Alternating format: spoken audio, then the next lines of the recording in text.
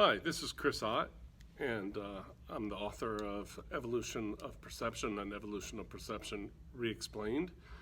And I wanted to discuss a minor technical issue about the concept in those two books, which came up since I published the second book recently. And for most people, this isn't essential, but it's something that I wanted to get on the record. And I could write it down. I don't know where I would put that, where anybody would ever find it. So by putting these points on various platforms as videos. So this is a short video about this one technical question. In the evolution of perception concept, there is a evolving sequence of ways of seeing, which I use the analogy of lenses. And each lens grants to the perceptor, that which we perceive, some attribute in a adverbially.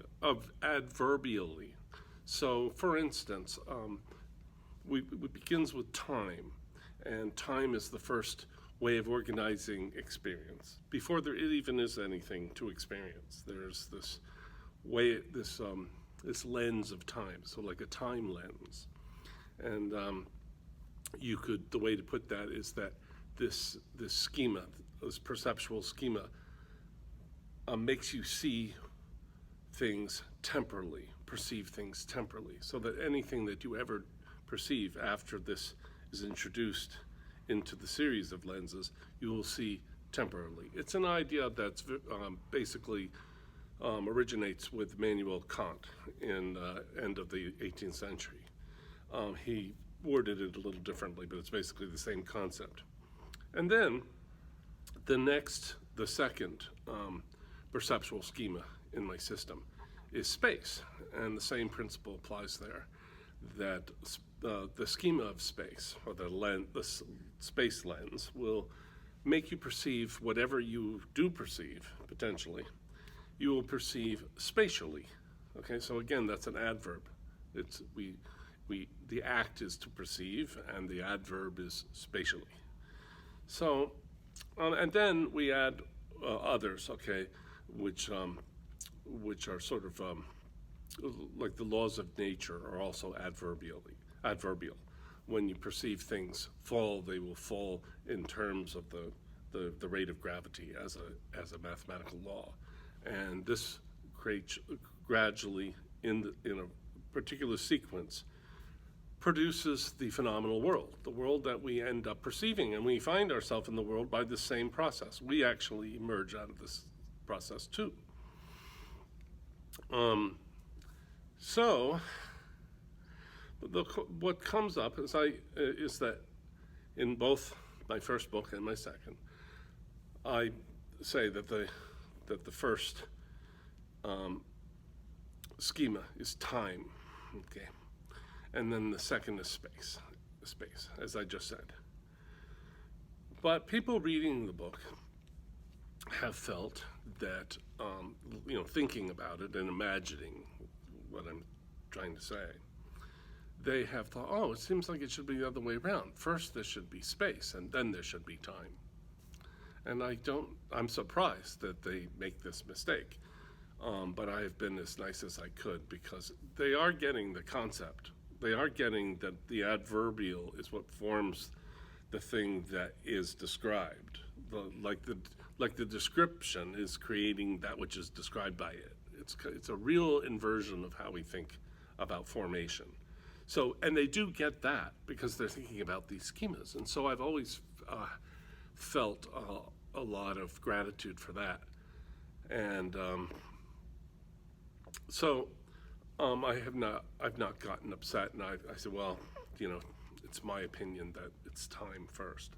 But in my book, I explain why it has to be time, and I'm going to repeat it because it doesn't one person read the book, and he had the same complaint. He felt that first there has to be space, there has to be somewhere where things happen, and then there's time. Well,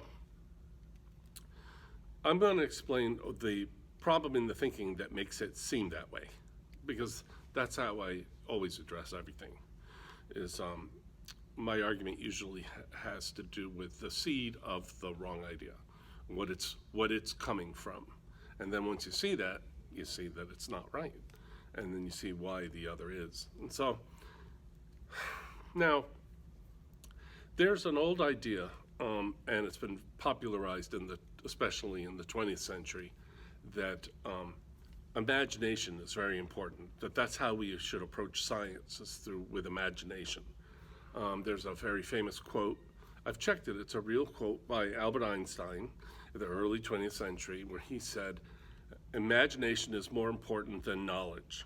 That's absolutely. I'm going to explain why that's not true, and why Einstein. This is what led Einstein to many of his absurd conclusions. This very thinking of going to the imagination to gain evidence of what could be and is. Okay. I'm going to put up on the screen where you can see it, a picture. It's called The Impossible Cube. And it's a picture of a cube by the 20th century illustrator Escher. And Escher did all kinds of pictures that were not possible to really exist. Maybe I'll do a few of these so you can see them. And in my book, I mentioned The Impossible Cube. And my editor, Ferishteh Azad, did a copy, so we wouldn't infringe the copyright of Escher, of an impossible cube. Because the impossible cube gets across the fact that just because you can picture something, okay, and in this case, draw a picture of it even and hold it up, and put it on the screen here, doesn't mean it's possible, that it could actually exist. And that's an important point. You could picture all kinds of things that are not possible. And I say this, I go into this more in my book. That you can picture something doesn't make it possible. I'll give you an example. You could picture, this is in my book, you could picture going into Julius Caesar's office, in Rome in 25 AD or whatever, or 30 AD, and you see a working Commodore computer plugged into the wall and it's on. Then you can be very easy to picture that. And you go, wow, Caesar, that's really fantastic. But it's not possible because they didn't have electricity, and they didn't even have the mathematics to program a computer, and they didn't have plastics, and they didn't have clear glass, and they didn't have Commodore, and they didn't have, so this is absolutely, there couldn't have been a working plugged-in Commodore computer in Caesar's office, as we understand Caesar's office, because the necessary preconditions for it didn't exist. So it would be a logical anachronism. So just because you can picture, you're not establishing anything. You're just exercising your imagination. And instead of looking for how it is you're able to imagine these things, which would be the deeper question. Now, why do I bring all this up? The reason I bring this up is because people tend, because they've been taught to, especially in the 20th century, to, when faced with a philosophical issue, to look into their imagination to try and see if they can picture it. And then, and if they can't, they feel that that must be a sign that it's not right. I have to be able to imagine this.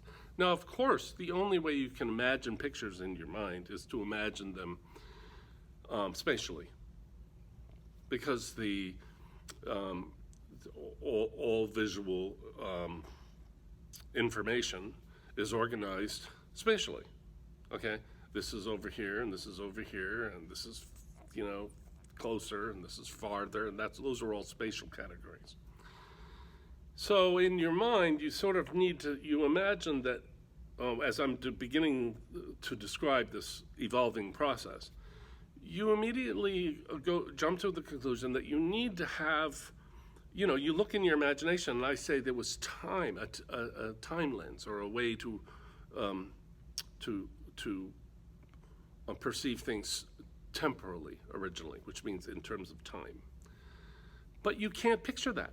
How can you picture, first of all, these lenses are not things, they're just adverbs.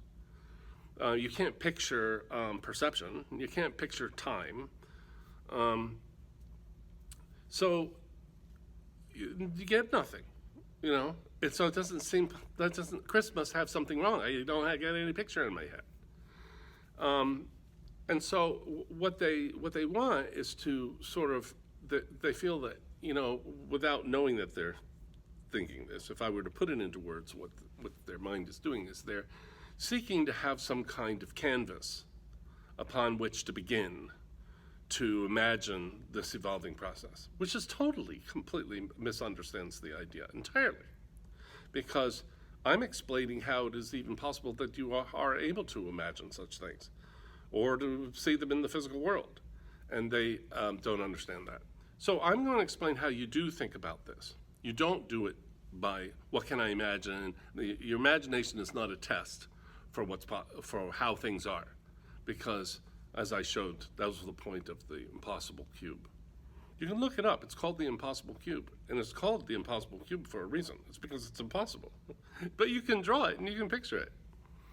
So, and the same with logical anachronisms, like, you know, Caesar with a computer, Jesus wearing glasses. You know, it's not possible because they didn't have clear glass at 2,000 years ago.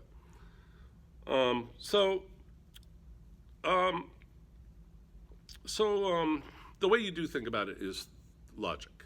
And I have said this even in my first book 17 years ago. I said this order, this progression is a logical progression. You have to understand it logically. And in the second book, I make that much clearer the a priori logic that we're using, which is you have to have necessary preconditions prior to anything occurring. And I don't necessarily mean even prior in time, but just like that has to be there for that to happen. I talk about that in the book. I won't get into it. So let's just talk about an evolution at all. The evolution I'm describing in my book is an evolution that is described in terms of a sequence of events, okay? They happen sequentially, okay? This happens, and then that is the necessary condition for the next thing that happens. So if you take, I say first there's time, and then once there's time, you then next in the sequence there's space. Well, it's the reason that time has to come first is because you can't have a sequence without time, because sequences are temporal, okay? So if space arose first, then there's no time for there to be anything that could ever arise after it, because you don't have the necessary preconditions for a sequence. So to picture, you know, space, and then there was time. Well, and then therefore is a logical anachronism. It can't happen. You have to first establish the necessary conditions for what follows from something. Just like in the case of Caesar in 30 AD, he has to have the necessary conditions for a Commodore computer. He has to have, you know, Walmarts and computer programs and operating systems and electricity that plugs in the wall, you know, that's connected to some hydro plant or something. You know, none of those things had occurred yet. So it really couldn't come before them. Okay, that's all. So I'm going to call this why time had to have evolved before space, something like that. And thank you for watching, and I'll see you later.